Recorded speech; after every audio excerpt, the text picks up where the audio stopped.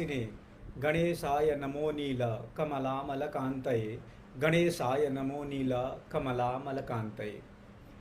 सर्वेभ्यो नमो नमः। भवतां सर्वेषां पुनरेकवारं लघुजातकस्य अस्यां कक्षायां हार्दिकं स्वागतम् अभिनन्दनं च वर्तते। मित्राणि, अद्य यथा वयं जानीमः यत् अद्य सोमवासरः, अतः वयं लघुजातकम् अधिकृत्य किंचित पठामः। आप सभी का मैं राजा पाठक हार्दिक स्वागत एवं अभिनंदन करता हूं। जैसा कि हम सभी जानते हैं कि प्रत्येक सोमवार को हम लोग लघुजातक ग्रंथ को पढ़ते हैं। बीच में अभी परीक्षाओं के चलते एक हफ्ते तक जो है इस पठन पाठन का कार्य स्थगित रहा और पुनः एक बार परीक्षाओं के अनंतर जो है हम आज उपस्थित हैं कक्षा को आगे बढ़ाने के लिए। इसके पिछली कक्षाओं में, गत कक्षाओं में हमने जो है देखा था कि राशियों के संदर्भ में राशि शीलाध्याय को हमने पढ़ा था और अभी जो गत कक्षा में हमने जो अध्याय आरंभ किया था वह अध्याय ग्रह बलाध्याय के नाम से प्रसिद्ध है। और इसमें जो है हमने 2 श्लोकों को पढ़ा था।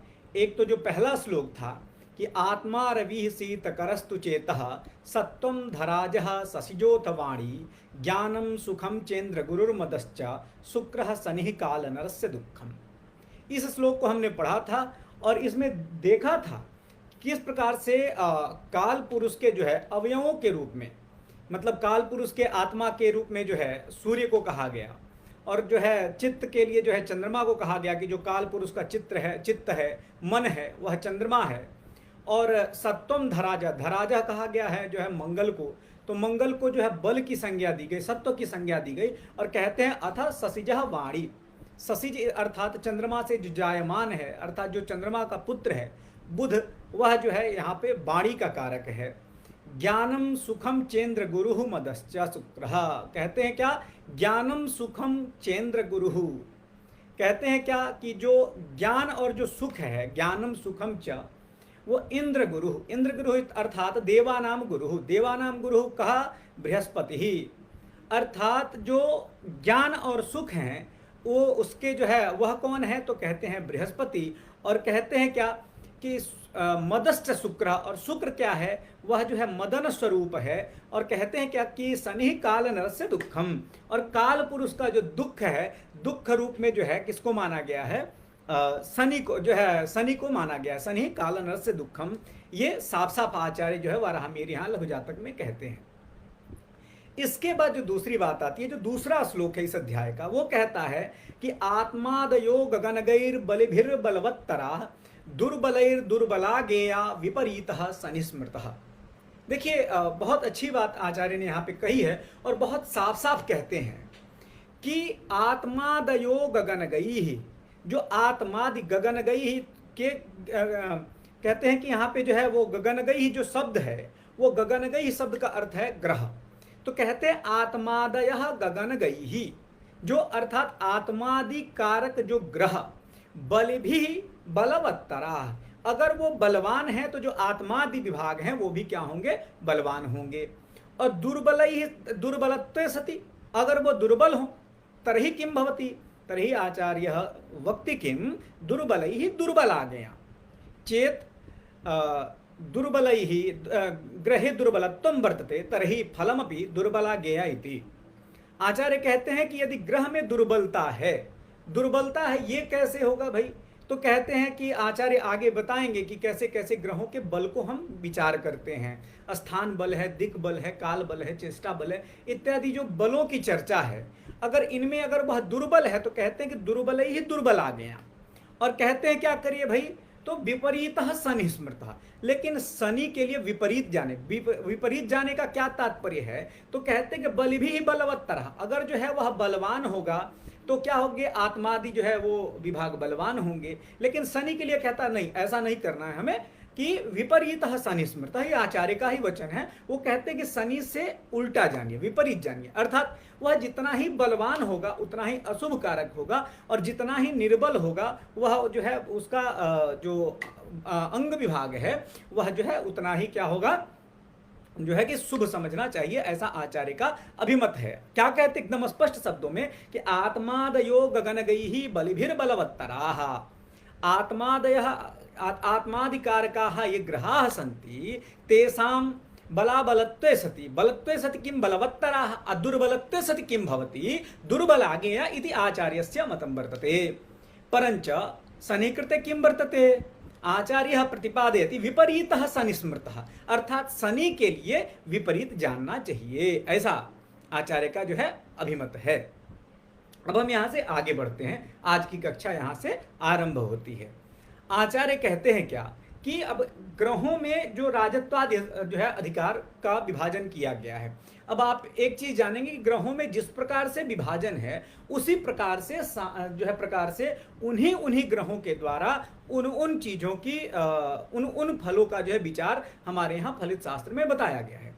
तो राजत्वादि अधिकार जो बताए गए हैं, अब तीसरे श्लोक में आचार्य जो है वाराहमिर यहाँ पे स्पष्ट प्रतिपादन करते हैं। कहते हैं क्या कि राजा रवि ससधरश्च बुधः कुमारः सेनापति क्षितिसुतः सचिवौ सितेज्यौ भृत्यस्तथा तरणिजः सबलाग्रहाश्च कुर्वन्ति जन्म समये निजमेव रूपम इत्थम आचार्यः वक्ति। दत्तावधानेन पुनरेकवारं शृण्वन्तु। किं राजा रविः ससधरश्च बुधः कुमारः सेनापतिः क्षितिसुतः सचिवौ सितेज्यौ भृत्यस्तथा तरणिजः सबलाग्रहाश्च कुर्वन्ति जन्म समये निजमेव रूपम। जन्म समये ये सबलाग्रहाः सन्ति ते जन्म समये किं कुर्वन्ति, आचार्य स्पष्टमेव अत्र वक्ति किं जन्म समय निजमेव रूपम कुर्वन्ति इति। आचार्य कहते हैं क्या यहाँ पे कि भाई कहते हैं राजा रवि ससधरश्च, सूर्य और चंद्रमा को जो है राजा की संज्ञा दी गई है। ये जो ग्रहों में जो ग्रहों का विभाजन किया गया है उसमें जो है आपके एक बार मैं इसको लिख के आपको बता देता हूँ, बहुत स्पष्ट हो जाएगा इसका, कि जो आपके जो सूर्य और जो चंद्रमा है वो क्या है, तो राजा है। ठीक है भाई, सूर्य चंद्रमा की राजा रवि ससधरश्च। अब बुधः कुमारः, यह जो आपका बुध है उसको कुमार की संज्ञा दी गई है। कुमार इत्युक्ते राजकुमार की संज्ञा दी गई है। ससधरश्च बुधः कुमार। फिर आचार्य क्या कहते हैं, सेनापति क्षितिसुतः, जो सेनापति है वो सेनापति भाई कौन है यहाँ, तो कहते हैं क्षितिसुतः। क्षितिसुतः अर्थात भौमः, भौमः मतलब मंगल, सेनापति क्षितिसुतः। और फिर कहते हैं सचिवौ सितेज्यौ, जो सित मतलब शुक्र और इज्य मतलब बृहस्पति, सितेज्यौ सचिवौ अस्तः। ये जो श्लोक है बहुत जो है कह सकते हैं सुरम्य श्लोक है और बहुत स्पष्ट है कि राजा रवि ससधरश्च कुमारः कः वर्तते। आचार्य अत्र अस्मिन् श्लोके प्रतिपादयति किं बुधः कुमारः। अग्रिमायां पंक्तौ किं प्रतिपादयति, सेनापतिः क्षितिसुतः। क्षितिसुतः अत्र क्षितिसुतः अर्थात भौमः, भौमः अत्र किं वर्तते, भौमः सेनापतिः वर्तते। और सचिवौ सितेज्यौ, सितेज्यौ कौ अस्तः, तर्हि सितेज्यौ सचिवौ अस्तः। पुनः अग्रिमायां पंक्तौ आचार्य किं प्रतिपादयति, भृत्यस्तथा तरणिजः। तरणिजः अत्र कः किं वर्तते, तरणिजः भृत्यः वर्तते। तो भृत्यस्तथा तरणिजः अस्य किं प्रयोजनं वर्तते, आचार्यः अग्रिमायां पंक्तौ प्रतिपादयति किं जन्म समये सबलाग्रहाश्च किं कुर्वन्ति, निजमेव रूपं कुर्वन्ति इति आचार्यस्य अभिमतम्। आचार्य यहाँ क्या कहते हैं भाई, एक बार ध्यान से देखेंगे। आपने देखा कि सूर्य चंद्रमा जो है क्या हो गए, राजा हो गए, बुधः कुमारः, सेनापति क्षितिसुतः और सचिवौ सितेज्यौ। सित मतलब शुक्र और यहाँ पे कौन जो है गुरु, तो ये गुरु और शुक्र आपके कौन हो गए, जो है ये हो गए सचिवौ, सचिवौ सितेज्यौ। और ठीक था, अब कौन बचा, तो कहते हैं भृत्यस्तथा तरणिजः। जो आपका शनि है वह शनि क्या है, तो भाई भृत्य है। भृत्य अर्थात सेवक की संज्ञा शनि को दी गई है। शनि जो है, शनि को किसकी संज्ञा दी गई है, सेवक की। तो भृत्यस्तथा तरणिजः, एक बार आप ध्यान से देख लेंगे। कहते हैं क्या, बिल्कुल श्लोक की पंक्ति पंक्ति समझते हैं कि राजा रवि ससधरश्च, रवि ससधरश्च राजानो वर्तते। अब यहां क्या हो गए कि अत्र रवि ससधरश्च राजानो वर्तेते। पुनः किं बुधः कुमारः, सेनापतिः कः वर्तते, भौमः, सेनापतिः क्षितिसुतः, सचिवौ सितेज्यौ तो सचिव कौन कौन है भाई? तो कहते हैं सित मतलब शुक्र और इज्य मतलब बृहस्पति। तो सचिवौ सितेज्यौ भृत्यस्तथा तरणिजः। तरणिजः अर्थात शनिः। अत्र शनिः भृत्यः वर्तते। तो आचार्यः प्रतिपादयति किं भृत्यस्तथा तरणिजः। अस्य श्लोकस्य किं प्रयोजनं वर्तते, कथमस्य श्लोकस्य प्रतिपादनम् आचार्य वाराहमिहिरः करोति, तर्हि आचार्यः स्वयमेव वक्ति अग्रिमायां पङ्क्तौ किं सबलाग्रह जन्म समये सबलाग्रहाश्च सन्ति। जन्म काले ये ग्रहाः सबलाः सन्ति ते निजमेव रूपं कुर्वन्ति। वो क्या करते हैं, जो सबल ग्रह हैं, जो मजबूत ग्रह हैं, वो क्या करते हैं कि जन्म के समय में अपना ही जो है अपने जैसा ही जातक को बना देते हैं। ठीक है, यहां तक आचार्य का ये अभिप्राय था। अब हम आगे चलते हैं। अब अग्रिम श्लोक में बहुत ही सुंदर श्लोक है और यहाँ पे जो है आचार्य दिशाओं के स्वामियों को बता रहे हैं। तो एक बार हम जो है अग्रिम श्लोक को समझने से पहले इसको साफ कर लेते हैं बोर्ड को और फिर देखते हैं दिशाओं के स्वामी कौन कौन से हैं, क्योंकि दिशाओं के स्वामी के संदर्भ में इसका विचार विवाह इत्यादि में अत्यधिक किया जाता है। किस दिशा में विवाह होगा, किस दिशा में हमारा कार्य जो है अमुक कार्य सिद्ध होगा, इन समस्त जो है वस्तुओं का विचार इसी श्लोक के माध्यम से लगभग किया जाता है। तो आचार्य अस्मिन् श्लोके किं वक्ति, प्राच्यादिशा रविसित कुज राहु तमेन्दु सौम्य वाक्पतयः क्षीणेन्द्वर्क यमाराः पापास्तैः संयुतः सौम्यः। पुनरेक बारं दत्तावधानेन शृण्वन्तु। प्राच्यादिशा रविसित कुज राहु तमेन्दु सौम्य वाक्पतयः क्षीण इंदु अर्क यमाराः पापाः तैः संयुतः सौम्यः। अत्र आचार्यः प्रथमं तावत् ग्रहाणां दिक्स्वाम्यत्वं प्रतिपादयति। किं वक्ति अस्मिन् श्लोके, श्लोकस्यास्य प्रथमायां पङ्क्तौ आचार्यः प्रतिपादयति पूर्वस्यां दिशि कः वर्तते, अर्कः अधिपतिः वर्तते। पूर्वदक्षिणस्यां कः वर्तते, शुक्रः। दक्षिणायां भौमः। प्राच्यादिशा रवि सित कुज राहु तम इंदु सौम्य वाक्पतयः इति आचार्यः प्रतिपादयति। किं दक्षिणस्याम् अत्र पूर्वदक्षिणस्यां शुक्रः वर्तते, दक्षिणस्यां भौमः, दक्षिण पश्चिमायां राहुः वर्तते, पश्चिमायां सौरिः, उत्तर दिशि कः वर्तते, चन्द्रः, उत्तरस्यां बुधः वर्तते, उत्तर पूर्वस्यां खलु जीवः वर्तते। पुनः अग्रिमायां पङ्क्तौ आचार्यः किं प्रतिपादयति, पूर्वे रविः, आग्नेयां शुक्रः, दक्षिणे कुधः, अनेन प्रकारेण अस्मिन् श्लोके आचार्यैः प्रतिपादितं वर्तते। पुनः ग्रहाणां शुभाशुभत्वमपि आचार्यः अस्मिन्नेव श्लोके प्रतिपादयति। किं प्रतिपादयति, दत्तावधानेन शृण्वन्तु। अत्र आचार्यः प्रतिपादयति किं, क्षीणेन्द्वर्कयमाराः पापाः तैः संयुतः सौम्यः अपि पापी भवति इति। आचार्य यहाँ कहते हैं क्या, एक चीज आप देखेंगे कि सबसे पहले इसको हम समझते हैं कि प्राच्यादिशा रविसुत, ये जो कह रहे हैं कि रविसुत कुज राहु तमेन्दु सौम्य वाक्पतयः, इसका क्या अर्थ हुआ। एक बार आप देखें, जब हम एक चक्र बना लेते हैं कि इधर हम लेते हैं पूरब, इधर हो गया पश्चिम, और आप जानते हैं कि ऊपर में हो जाता है उत्तर और इधर हो जाता है दक्षिण। इसके बाद से ये चार दिशाएं हो गए और चार ये विदिक हो जाएंगे, अर्थात जो है ये चार हमारे कॉर्नर्स हैं, ये जो हमारे कोण वाली दिशाएं हो जाएंगी। अब इधर हो जाता है, आप जानते हैं ईशान, और जो है इधर हो गया आपका आग्नेय, और इधर हो जाता है आपका वायव्य, और इधर हो गया नैऋत्य। ठीक है, अब एक बार आप देखेंगे कि अगर पूर्व का कोण है तो उसको उत्तर पूर्व भी कहते हैं, जो दक्षिण और पूर्व का है उसको दक्षिण पूर्व कहेंगे, पश्चिम और दक्षिण के बीच में जो है उसको दक्षिण पश्चिम कहते हैं, और उत्तर और पश्चिम के जो बीच में है उसको जो है पश्चिम उत्तर बोलते हैं जो है, और इसको जो है ये इतने सारे कॉर्नर्स हैं। अब कहते हैं क्या कि इनका जो है इनके स्वामी कौन कौन से हैं। तो देखिए, प्राच्या दिशा, आचार्य यहाँ कह रहे हैं कि पूर्वादि दिशाओं के क्रम से, ठीक है, पूर्वादि दिशाओं के क्रम से कौन कौन स्वामी होंगे भाई। तो कहते हैं कि प्राच्या दिशा रवि, रवि माने सूर्य। पूरब का स्वामी कौन हो गया भाई, सूर्य हो गए, इसको हम मिटा के लाल कलर से लिख देते हैं। तो ये हमारा जो है पूर्व के स्वामी कौन हो गए? सूर्य। ठीक है, और फिर कह रहे हैं कि रवि के बाद से क्या हो गया? सित। सित माने क्या हो गया? शुक्र। ठीक है, रवि सित, और तीसरे नंबर पे क्या हो गया? कुज। ठीक है ना, कि अर्थात दक्षिण दिशा के कौन हो गए? कुज। ठीक है, एक बार फिर से ध्यान से देखेंगे कि रवि सित कुज, यहां तक बात समझ में आई। अब जो है दक्षिण पश्चिम में कौन होंगे? तो कहते हैं राहु। तो दक्षिण पश्चिम के कौन हो गए? राहु। चलिए यहां तक तो बात समझ में आई।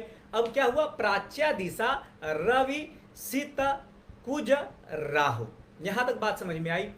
अब आते हैं कि अब दक्षिण में हो गया आपके भौम, और दक्षिण पश्चिम में राहु, और पश्चिम में कौन होंगे? तम मतलब शनि। ठीक है, और रवि सित कुज राहु तम, और इसके बाद से कौन हो गए? इंदु और वाक्पतय। ये हमारे पास दो ग्रह बचे हैं। कौन कौन भाई? तो कहते हैं कि आप देखेंगे कि जो है कहते तमेंदु सौम्य वाक्पतय। सौम्य मतलब बुध। एक सेकंड, हाँ, तीन दिशाएं बची हैं। सूर्य, यहां देखेंगे रवि सित कुज। ठीक है, रवि सित कुज राहु तम। ठीक है, यहां तक बात समझ में आई। अब हो जाएगा यहां पे कौन? इंदु। फिर यहां कौन हो जाएंगे भाई? सौम्य माने बुध, और यहां कौन हो जाएंगे? जो है आपके वाक्पति। वाक्पति मतलब कौन? बृहस्पति। ठीक है, तो ये बात जो है आपको ग्रहों के संदर्भ में, मतलब जहां ग्रहों का दिक् निर्धारित किया गया है कि किस ग्रह का स्वामी कौन कौन से जो है किस दिशा के स्वामी जो है कौन से ग्रह को बताया गया है, आचार्य इसका प्रतिपादन यहाँ पे भली प्रकार से कर रहे हैं। आप इसको बिल्कुल ध्यान से देखेंगे कि सबसे पहले जो है पूर्व दिशा के जो है स्वामी हो गए सूर्य, आग्नेय के शुक्र, दक्षिण के कुज, नैऋत्य के राहु, जो है पश्चिम के शनि, और जो है वायव्य के हो गए आपको हाँ, और जो है उत्तर के हो गए बुध, और जो है आपको ईशान कोण के हो गए बृहस्पति। ठीक है, तो इस तरीके से आप देखेंगे कि इंदु, इंदु माने चंद्रमा, यहाँ स्पष्ट इसको लिख देता हूं, आपको समझ में आ जाएगा। ठीक है, तो ये श्लोक की जो पंक्ति है आचार्य प्रदत्त, आप देखेंगे बिल्कुल स्पष्ट रूप में आचार्य कहते हैं कि प्राच्या दिशा रवि सित कुज राहु तम इंदु सौम्य वाक्पतयः। फिर से एक बार देखेंगे, क्या? रवि सित कुज तम, रवि, ठीक है ना, सित, ठीक है, इसके बाद से कुज राहु, फिर इसके बाद से तम इंदु सौम्य और वाक्पतयः। ये क्रम से क्या हो गए? इन दिशाओं के स्वामी हो गए। अब अग्रिम पंक्ति में आचार्य कहते हैं भाई कि क्षीण इंदु अर्क यम आराह पापाह। देखिए कितना बढ़िया बता रहे हैं, क्या कि क्षीण इंदु अर्क यम आराह, आर मतलब मंगल, क्षीण इंदु मने क्षीण चंद्रमा, अर्क मने सूर्य, यम मने शनि, और आर मने मंगल। बिल्कुल स्पष्ट आचार्य यहाँ कहते हैं क्या कि क्षीण चंद्रमा, क्षीण इंदु, अर्क मतलब सूर्य, और जो है कहते हैं कि यम मने शनि और आर मने मंगल। ये जो चार ग्रह हैं पापाह, ये पापक ग्रह हैं।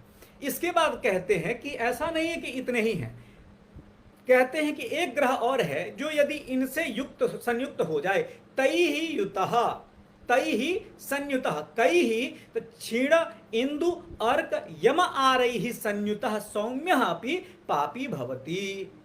आचार्य साफ साफ कहते हैं क्या कि जो है क्षीण इंदु अर्क यम मने शनि और आर मने मंगल से युक्त यदि बुध हो तो उसको भी क्या मानते हैं? ये पापक ग्रह माना जाएगा। और इनके अतिरिक्त जो ग्रह होंगे वो जो है कह सकते हैं आप स्पष्ट रूप से कि वो शुभ ग्रह हैं।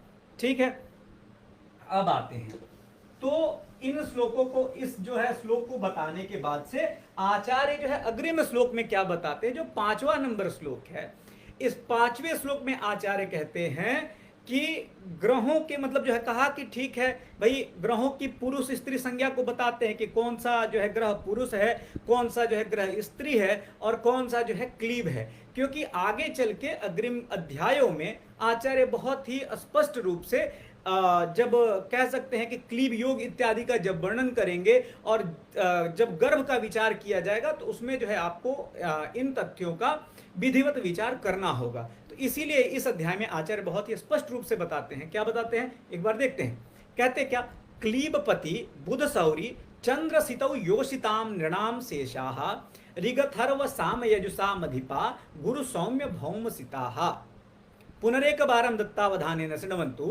क्लीबपति बुधशौरी चंद्रसितौ योषितां शेषाः नृणां शेषाः ऋगथर्वसाम यजुषामधिपाः गुरु सौम्य भौमसिताः। अत्र आचार्यः वक्ति किं स्पष्ट रूपेण बुध सूर्य स्थितौ नपुंसकाख्यौ इति इत्थमपि उक्तं वर्तते बृहज्जातके।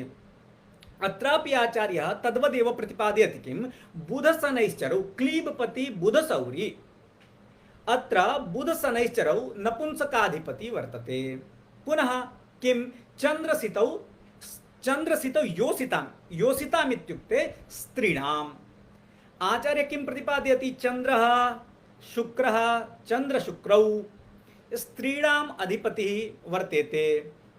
पुनः किम अग्रिमायां पंक्तौ किम प्रतिपादयति, शेषाः नृणाम। जो शेषग्रह है वो जो है कौन से संज्ञक है, पुरुष संज्ञक है। आचार्य एकदम बिल्कुल स्पष्ट बताते हैं, यहाँ कोई भी किंतु परंतु नहीं है कि क्लीबपति बुध सौरी। बुध मतलब बुध और सौरी मतलब शनि। यहाँ कहते हैं कि बुध और शनि जो है वो क्लीबपति मतलब वो नपुंसकों के अधिपति हैं। चंद्रशितौ योषिताम, योषिताम इत्युक्ते स्त्रीणाम मतलब जो है योषित का क्या अर्थ होता है, स्त्री। तो कहते हैं जो चंद्र और जो सित मने जो शुक्र हैं वो स्त्रियों के स्वामी हैं। और शेषाः ये अन्य ग्रहाः शेषाश्च सन्ति ते नृणाम अधिपति ही, वो क्या है, पुरुष के जो है अधिपति हैं, अर्थात पुरुष संज्ञक जो है वो पुरुष संज्ञक है। अब आचार्य बताते हैं कि किस किस वेद के कौन कौन से ग्रह अधिपति हैं। ये भी एक ध्यान देने वाली बात है कि यहाँ आचार्य स्पष्ट रूप से कहते हैं कि ऋग अथर्व साम यजुषाम अधिपाः के ग्रहाः सन्ति क्रमेण गुरु अर्थात बृहस्पति सौम्य सौम्य इत्युक्ते बुधः भौमः भौमः इत्युक्ते मंगलः सिताः अर्थात शुक्रः। आचार्य किं प्रतिपादयति, ऋगथर्व साम यजुषाम अधिपा गुरु सौम्य भौमसिताः। स्पष्ट रूपेण आचार्य अत्र किं प्रतिपादयति, ऋग अथर्व साम यजुषाम अधिपा के ग्रहाः सन्ति दत्तावधानेन अत्र फलके पश्यन्तु। आचार्य प्रतिपादयति किं, ऋग्वेदस्य स्वामी कः, ऋग अथर्व साम यजुषाम अधिपाः के ग्रहाः सन्ति क्रमेण। आचार्य अत्र वक्ति किं, गुरु सौम्य भौमसिताः। बृहस्पति किं प्रतिपादि, गुरु सौम्य सौम्य इत्युक्ते बुधः। तदनन्तरं साम वेदस्य अधिपतिः वर्तते भौमः। अत्र यजुर्वेदस्य अधिपतिः वर्तते सिताः, सिताः इत्युक्ते शुक्रः। आचार्य यहाँ बिल्कुल स्पष्ट रूप से कहते हैं क्या कि भाई कौन कौन से ग्रह, कौन कौन से वेद के स्वामी कौन कौन से ग्रह हैं। तो ऋग्वेद का स्वामी यहाँ कौन है, बृहस्पति। फिर कहते हैं क्या, ऋग अथर्व, अथर्ववेद का स्वामी कौन है, तो कहते हैं कहा सौम्य सौम्य इत्युक्ते बुधः। पुनः अग्रिमायां पंक्तौ किं प्रतिपादयति, सामवेदस्य अधिपतिः, सामवेदस्य अधिपतिः भौमः, भौमः धरणिजः अवनिजः भौमः। यजुर्वेदस्य स्वामिः यजुर्वेदस्य अधिपतिः अत्र शुक्रः वर्तते। अनेन प्रकारेण वेदानाम् अधिपतिः अपि आचार्यः प्रतिपादयति। ये जो है क्रम से आचार्य यहाँ वेदों के अधिपति को भी बताते हैं कि ऋग्वेद का स्वामी कौन है भाई, तो बृहस्पति। जो है अथर्ववेद के स्वामी कौन है, बुध। कहते हैं कि सामवेद के स्वामी कौन है, तो भौम माने मंगल, और यजुर्वेद के स्वामी कौन है, तो शुक्र। इस प्रकार से आचार्य यहाँ पे क्या करते हैं कि क्लीबपति बुध सौरी यहाँ पे बताते हैं अलग अलग तरीकों से कि भाई ठीक है, स्त्री संज्ञक कौन कौन से जो है कौन कौन से ग्रह हैं, नपुंसकों के स्वामी कौन कौन से ग्रह हैं। और इस आचार्य बृहज्जातक में भी वहां बताते हैं कि बुध सूर्य सुतौ नपुंसकाख्यौ शशि शुक्रौ युवती नराश्च शेषा, दोनों ही जगह बताते हैं कि बुध सूर्य सुतौ नपुंसकाख्यौ, बुध और सूर्य सुत मतलब शनि, ये दोनों किसके अधिपति हैं, तो नपुंसकों के। बुध सूर्य सुतौ नपुंसकाख्यौ। शशि शुक्रौ युवती, अर्थात जो शशि मने चंद्रमा और जो शुक्र है ये किसके स्वामी है, तो शशि शुक्रौ युवती अर्थात स्त्रियों के स्वामी है, स्त्री नाम अधिपति। और कहते हैं क्या कि युवती नराश्च शेषा ये ग्रहाः सन्ति ते सर्वे ग्रहाः नृणाम अर्थात नराणाम अधिपति ही, अर्थात जो है पुरुष संज्ञक हैं, वो पुरुषों के अधिपति हैं, ऐसा आचार्य का यहाँ पे क्या है, अभिमत है।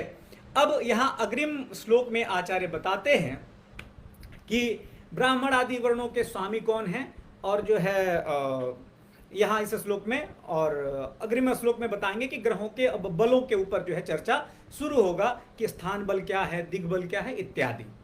तो आचार्य जो है, आचार्य अत्र वर्ण प्रतिपादन प्रसंगे अस्मिन् श्लोके प्रतिपादयति किं जीवसितौ विप्राणां छत्राणां रविकुजौ विशाम चंद्रः। किं प्रतिपादयति आचार्यः, पुनरेकवारं दत्तावधानेन शृण्वन्तु। जीवसितौ विप्राणां छत्राणां रविकुजौ विशाम चंद्रः शूद्राधिपः शशिसुतः शनैश्चरः शंकरभवानाम्। अस्मिन् अपि श्लोके आचार्यः स्पष्ट रूपेण वक्ति किं जीवसितौ विप्राणां छत्राणां रविकुजौ विशाम चंद्रः शूद्राधिपः शशिसुतः, शूद्राधिपः कः वर्तते, शशिसुतः, शनैश्चरः केषां वर्तते, शंकरभवानाम्। आचार्यः अत्र स्पष्ट रूपेण वक्ति। एक बार अगर हम इसको समझे तो आचार्य कहते हैं कि जीवसितौ विप्राणां, जो जीव अर्थात बृहस्पति ही, सितः इत्युक्ते शुक्रः, तो जो बृहस्पति और जो शुक्र हैं केसाम स्वामी वर्तते, तो आचार्य कहते हैं यहाँ पे विप्राणाम। तो जो आपके जीव और बृहस्पति और जो शुक्र हैं, जीव किसका स्वामी है, तो विप्रों का, ब्राह्मणों का, और शित मतलब जो शुक्र है, शुक्र किसका स्वामी है भाई, तो वही ब्राह्मणों का। तो जीव सितौ विप्राणाम। और छत्राणाम रवि कुजौ, रवि इत्युक्ते सूर्यः, कुजः इत्युक्ते भौमः। तो जो आपके रवि मतलब सूर्य और जो कुज मतलब मंगल हैं, वो किसके अधिपति हैं, तो क्षत्रियों के। स्पष्ट है। विषाम चंद्रः, वैश्यानाम अधिपति ही कहा चंद्रः। आचार्य एकदम स्पष्ट रूप से कहते हैं कि भाई वैश्यों के अधिपति कौन है, तो चंद्र। और शूद्राधिपः शशिसुतः, जो शूद्रों के अधिपति हैं वो कौन है, शशिसुत। शशिसुत माने बुध, ठीक है। और फिर कहते हैं कि शनैश्चरः शंकर भवानाम, शंकर भवानाम अधिपति ही कहा शनैश्चरः। आचार्य यहाँ स्पष्ट रूप से कहते हैं कि जो शंकर जातियां हैं उन शंकर जातियों के स्वामी कौन है भाई, तो शनैश्चर हैं, ऐसा आचार्य का अभिमत है। और इसका प्रयोजन क्या है, वो चौरादि ज्ञान में इसका प्रयोजन जो है आपको मिलता है। और इसके बाद से हम लोग जो है आगे चलते हैं कि जो है ग्रहों के स्थान बल कैसे होंगे और उनको कैसे किस किस अवस्था में बलि माना जाएगा, इसके ऊपर जो है आचार्य अग्रिम श्लोक में चर्चा करते हैं। तो क्या है पंक्ति, एक बार देखते हैं। आचार्य वाराहमिहिर अत्र प्रतिपादयति किं बलवान स्वगृहोच्चांसे मित्रक्षे वीक्षितः शुभैश्चापि। आचार्यः स्पष्ट रूपेण प्रतिपादयति किं दत्तावधानेन शृण्वन्तु। बलवान स्वगृहोच्चांसे मित्रक्षे वीक्षितः शुभैश्चापि चंद्रसितौ स्त्रीक्षेत्रे पुरुषक्षेत्रोपगाः शेषाः। आचार्यः अत्रापि स्पष्ट रूपेण प्रतिपादयति बलवान स्वगृहोच्चांसे मित्रक्षे वीक्षितः शुभैश्चापि चंद्रसितौ स्त्रीक्षेत्रे पुरुषक्षेत्रोपगाः शेषाः। ये शेषग्रहाः सन्ति ते कुत्र बलान्विताः भवन्ति, पुरुषक्षेत्रोपगाः। आचार्यः अस्मिन् श्लोके किं प्रतिपादयति, बलवान स्वगृहोच्चांसे मित्रक्षे। दत्तावधानेन शृण्वन्तु किं भवति श्लोके किं प्रतिपादितं वर्तते, आचार्यस्य अभिमतं किं वर्तते, एक बारं शृण्वन्तु। आचार्य अत्र प्रतिपादयति मित्रक्षेत्रस्थो चेत् ग्रहः वर्तते स बलवान् भवति, स्वगृहस्थः, स्व उच्चस्थः, स्वनवमांसकश्चस्थः, स्वनवमांसे चेत् स्थितः वर्तते तर्हि अपि बलान्वितः भवति इति आचार्यस्य अभिमतं वर्तते। चंद्रसितौ स्त्रीक्षेत्रे, चंद्रसितौ कुत्र बलान्वितः बलान्वितौ भवतः, तर्हि स्त्री क्षेत्रे ये अन्य ग्रहाः सन्ति, सूर्यः भौमः अन्य ग्रहाः ते अपि पुरुषक्षेत्रोपगाः बलान्विताः भवन्ति। यहाँ पे आचार्य का आशय है क्या, एक बार बिल्कुल स्पष्ट रूप से देखेंगे कि बलवान स्वगृहोच्चान से आचार्य कहते हैं कि ग्रह स्वगृहे, पहले तो यहां से देखिए क्या है कि स्वगृहे माने अपने घर में, उच्चे बलवान स्वगृहोच्चान से, यहां तीन पद आचार्य ने प्रयोग किया है, बलवान स्वगृहे, उच्चे, स्व अंशे। एक जो है यहाँ पे पद में आचार्य कहते हैं कि वह कहां कहां बलवान होगा, तो स्वगृह माने अपनी राशि का हो। जैसे अपनी राशि का कहने का क्या तात्पर्य हो कि भाई मंगल की कौन सी राशि है, तो मेष वृश्चिक जो है इसकी मंगल की राशि हो गई, तो मंगल कहां बलवान होना होगा भाई, तो यदि अपनी राशि का है। ऐसे ही शुक्र की अपनी राशि है और जो है बृहस्पति की अपनी राशि है, अन्य जितने भी ग्रह हैं इस प्रकार से ग्रहों की जो राशियां बताई गई हैं वो अपने अपने राशियों में क्या होते हैं, बलवान होते हैं। तो बलवान स्वगृहे, स्व उच्चे, उच्च में जैसे अज वृषभ मृगांगना कुलीरा झस बड़ी जौच दिवाकर आदि तुंगा, जो बताया आचार्य ने कि भाई इस जो है राशियों, इन राशियों में ये अमुक अमुक ग्रह जो है उच्च के होते हैं। तो कहा कि अपने जो है गृह में हो या अपने उच्च में हो। फिर कहा क्या कि स्व नवान से, भाई कहा ना आचार्य ने, तो यहाँ पे स्पष्ट रूप से कहा है कि बलवान स्वगृहे, स्व उच्चे, स्व अंशे, तीन बातें इन्होंने कहा है। स्व शब्द का अध्याहार तीनों में जाएगा। तो कहते कि स्वगृह यदि वह अपने गृह का हो, स्व उच्चे या अपने राशि में, मतलब अपने जो है उच्च राशि में हो, या फिर जो है फिर कहते हैं क्या कि स्व नवांश से, स्व अंश से पद का यहाँ पे अर्थ जो है स्वकीय नवमांश में ऐसा लेते हैं। फिर कहते हैं मित्र अच्छे, अर्थात मित्र की राशि में हो, या फिर कहते क्या कि शुभैश्च चापि वीक्षितः, वो क्या हो कि शुभ राशियों के माने शुभ ग्रहों के द्वारा क्या होता हो, शुभ ही वीक्षितः, शुभ ग्रहों के द्वारा देखा जा रहा हो, तो उनका क्या होगा, वो स्थान बली कहे जाएंगे। और भी भाई ऐसा नहीं था कि इतने ही पे बात समाप्त हो गई। पुनः अग्रिम पंक्ति में आचार्य क्या बताते हैं कि चंद्र सितौ स्त्री क्षेत्रे, चंद्र और शित माने शुक्र कहां बलवान होंगे, तो कहते हैं स्त्री राशियों में। और ये अन्य ग्रह सन्ति, जो चंद्र और शुक्र को छोड़ करके जो आपके अन्य ग्रह हैं वह ग्रह कहां बलवान होंगे भाई, तो पुरुष क्षेत्रोपगाः शेषाः, जो शेष ग्रह हैं वो पुरुष राशियों में जाने पे क्या हो जाएंगे, बली होंगे। तो यहां पे भी आपको बताया कि ठीक था, जो चंद्रमा है शशि शुक्र युवती, भाई शशि और शुक्र जो है वो युवती हैं, तो ये दोनों कहां बलवान होंगे, तो स्त्री क्षेत्र में। और कहा कि जो ये अन्य ग्रह सन्ति पुरुष क्षेत्रोपगाः शेषाः, जो अन्य जो ग्रह हैं इस चंद्रमा और शुक्र को छोड़ करके, तो ये चंद्रमा और शुक्र से अतिरिक्त जितने भी ग्रह हैं वो कहां बलवान होंगे, पुरुष क्षेत्रोपगाः शेषाः, जो शेष हैं वो पुरुष राशियों में स्थित होने पे वो क्या होंगे, बलवान होंगे। अब आचार्य यहां बताते हैं कि भाई चलिए कि अब ये तो हो गया ग्रहों का स्थान बल, अब दिग्बल और चेष्टा बल के बारे में आचार्य यहां पे विचार करेंगे। इसके लिए मैं आपको एक बार एक चक्र से समझाऊंगा तो शायद ज्यादा अच्छे से आपको ये बात समझ में आएगी।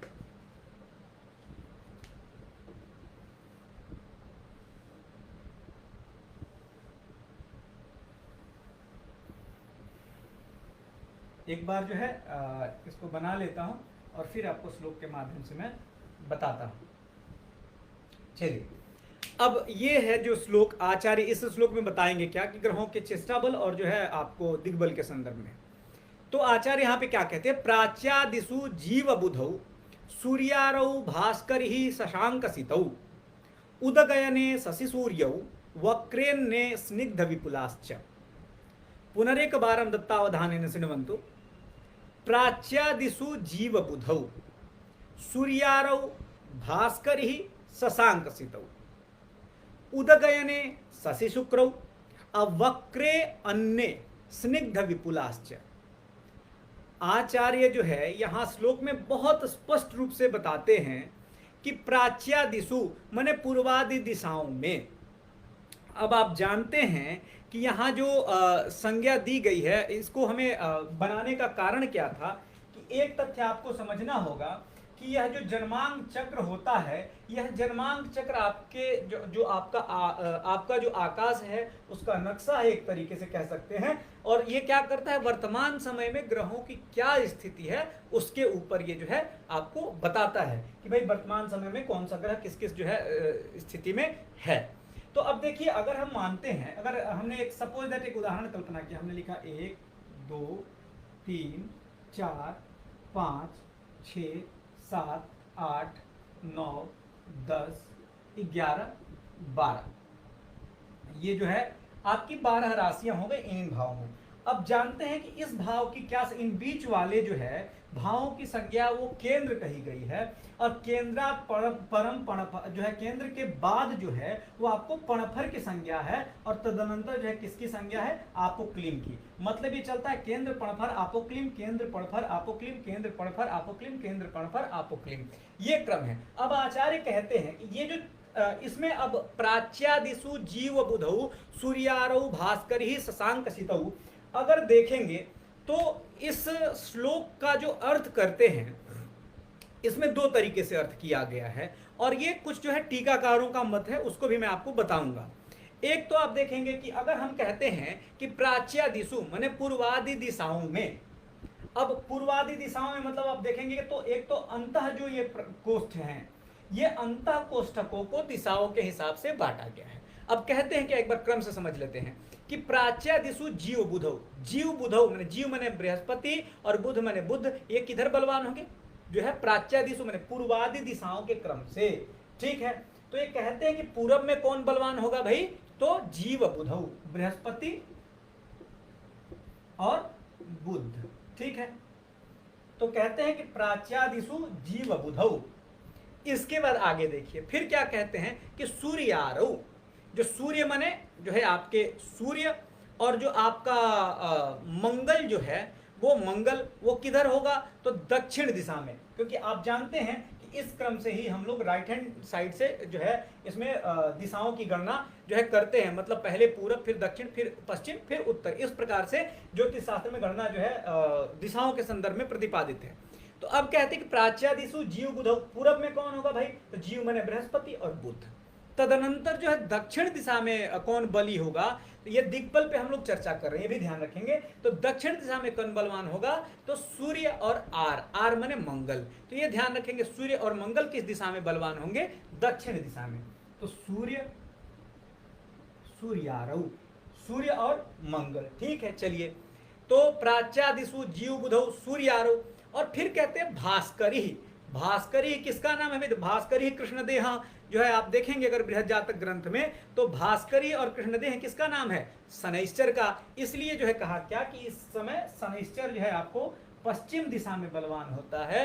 और अंतिम में कहते हैं शशांक शितौ, जो शशांक माने चंद्रमा, शित माने शुक्र, तो जो चंद्रमा और जो शुक्र हैं ये आपके किधर के तरफ जो है बलवान होंगे, तो कहते हैं कि ये उत्तर दिशा में बलवान होते हैं। आचार्य का ऐसा अभिमत है कि प्राच्यादिषु जीव बुधौ सूर्यारौ भास्करी शशांक सितौ। अब आगे श्लोक में कहते हैं कि उदगयने, इस पे अभी हम विचार करेंगे कि उदगयने शशि सूर्यौ वक्रे अन्य स्निग्ध विपुलाश्च।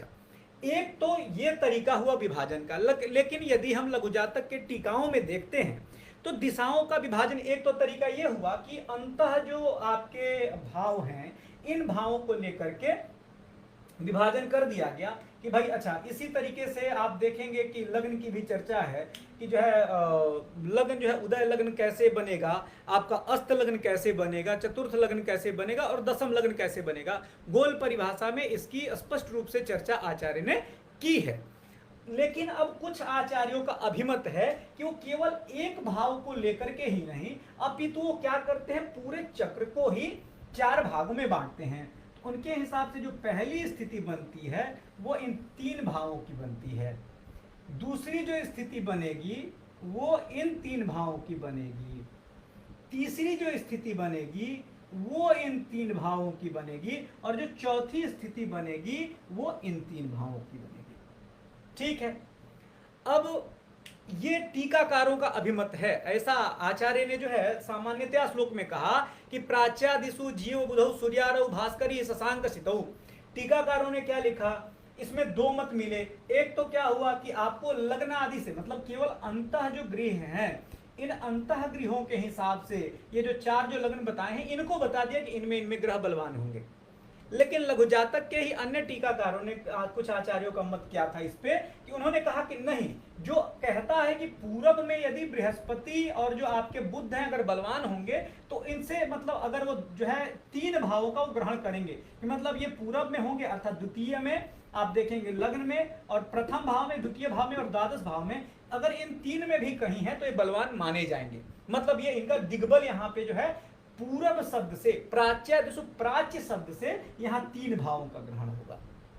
इसी तरीके से आचार्य कहते हैं कि जो आपकी दक्षिण दिशा है, इस दक्षिण दिशा से हम तीन भावों का ग्रहण कर लेंगे, एकादश करेंगे, दशम करेंगे और नवम करेंगे। ठीक है। और इसी तरीके से जब पश्चिम कहेंगे तो पश्चिम कहने से छठवां भाव, सातवां भाव और आठवां भाव ऐसा ग्रहण कर लेंगे। और जो है अगर कहता है कि उत्तर दिशा अगर कह दें तो उत्तर दिशा कह देने मात्र से पंचम, चतुर्थ और तृतीय का ग्रहण होगा। ऐसा जो है लघु जातक के जो है टीकाकारों का भी मत है। अब आगे क्या कहते हैं कि उदगयने शशि सूर्यौ। अब कहते हैं कि ठीक है भाई, ये कब जो है और कब बलवान होंगे? कहते हैं उदगयने शशि सूर्यौ, शशि सूर्यौ उदगयने बलान्वितौ भवतः इति। जो सूर्य और चंद्रमा है, शशि मने चंद्रमा, सूर्य मने सूर्य रवि, तो जो शशि और सूर्य हैं उदगयने, उदग अयन अर्थात उत्तरायण में क्या होंगे? बलवान होंगे। ये बात स्पष्ट हो गई। और अन्य ये अन्य पंचतारा ग्रहा संति ते ग्रहा कदा बलान्विता भवंती। कहते कि अब चेष्टा बल इनका कब होगा? ये तो था कि चलिए प्राच्यादिशु जीव बुधो सूर्यारो भास्कर शशांक से तो यहां बता दिया। अब कहते कि चेष्टा बल कैसे होगा? तो चेष्टा बल के लिए आचार्य बताते हैं कि उदगयने शशि सूर्य, सूर्य और जो आपके जो है चंद्रमा हैं ये उत्तरायण में बलवान होते हैं। और देखिए देखेंगे अगर पूरे श्लोक का अर्थ लगाएंगे तो स्निग्ध विपुला अन्य वक्रे स्निग्ध विपुलाश्च चेत विपुला भवंती तरही एवं चेष्टा बलान्विता भवंती, ऐसा आचार्य का अभिमत है। कहते हैं क्या कि जो उत्तरायण में जो आप देखेंगे क्या होगा? कहते हैं कि सूर्य और चंद्रमा उत्तरायण में बलवान होंगे। अन्य, अब जो अन्य है वो कब होंगे? तो कहते हैं कि वक्रे, जब वो वक्र हो जाए। दूसरा जो है वहां शर्त रखते हैं कि स्निग्धाहा, मतलब वो स्पष्ट रूप से दिखने लगे। स्निग्ध शब्द का क्या यहां अर्थ करते हैं आचार्य कि जो है वो कहते हैं कि स्पष्ट रूपेण दृश्यमाना, गगने स्पष्ट रूपेण दृश्यमाना, ऐसा आचार्य का मत है।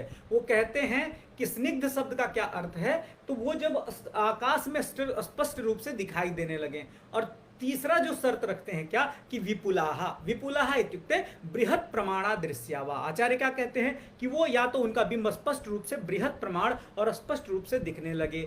आप ये बात जानते हैं कि जो है अगर कोई भी ग्रह दिखाई देने लगेगा हमें तो वह जो है वैसी अवस्था में उस ग्रह को क्या होगा? चेष्टा बली वो ग्रह समझा जाएगा। अब आते हैं अग्रिम श्लोक में जो आचार्य बताते हैं। अब इस श्लोक में आचार्य काल बल को बता रहे हैं। क्या कहते हैं भाई आचार्य इस श्लोक में? अहनि सितारक सुरेज्या द्युनिसम ज्ञो नक्तम इंदु सौराहा स्वदिनादि स्वशुभा बहुलोत्तर पक्षयोर बलिनः। आचार्य यहां कहते हैं भाई कि क्या है? तो ग्रहों के काल बल को बताना है आचार्य को।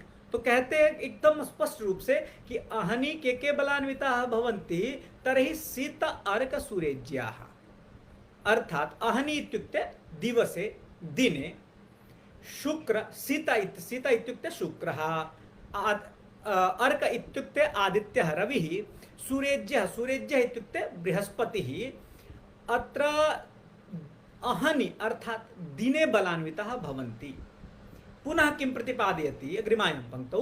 द्विनिशं ज्ञो, ज्ञो अर्थात ज्ञो इत्युक्ते बुधः, बुधः कदा भवति? तर्हि द्युनिशम इत्युक्ते अहोरात्रं बलि भवति। जो बुध है वह आपका अहोरात्र बलि होता है। जो सूर्य शीत अर्क और जो सूर्य है, मतलब शीत मतलब शुक्र, अर्क मतलब सूर्य, और जो है सूर्य बने बृहस्पति, ये दिवा बलि कहे गए हैं। द्युनिसम ज्ञो, जो हमारा बुद्ध है, वह बुद्ध जो है वो कब बलि होगा, तो कहते हैं द्युनिसम मतलब वो अहोरात्र में, दोनों समय बलि होता है। और फिर अग्रिम पंक्ति में क्या बताते हैं कि नक्तम मने रात्रि, नक्त मने रात्रौ के बलान्विताः भवन्ति, तरहि इंदु कुजः सौराः, सौराः इत्युक्ते एते ग्रहाः, सौराः इत्युक्ते शनैश्चरः, सौरः इत्युक्ते शनैश्चरः।